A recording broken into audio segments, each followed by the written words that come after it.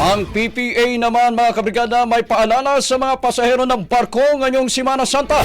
Brigada Maricar Sargan, ibrigada mo! Brigada Live Report.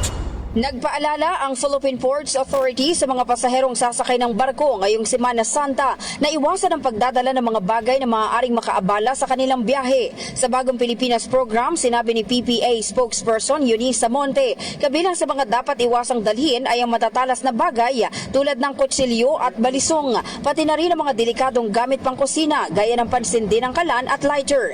Pinayuhan din ng mga biyahero na ikonsidera ang mga lokal na alituntunin sa mga lugar na kanilang pupuntahan, lalo na kung bawal ang pagdadala ng karne ng baboy, lutong ulam man ito o frozen dahil sa banta ng African Swine Fever. Iminungkahi rin ni Samonte na dumating ang mga pasahero sa Pantalan nang hindi bababa sa 3 oras bago ang oras ng biyahe upang maiwasan ang abala dulot ng inaasahang bigat ng trapiko patungo sa mga Pantalan. Kabilang naman sa mga pangunahing pantalan na inaasahang dadagsain ng mga pasahero ngayong Holy Week ay ang Batangas Port, Mindoro Port, Siquijor sa Negros Oriental, Bohol at iba pang pantalan sa Visayas at Mindanao.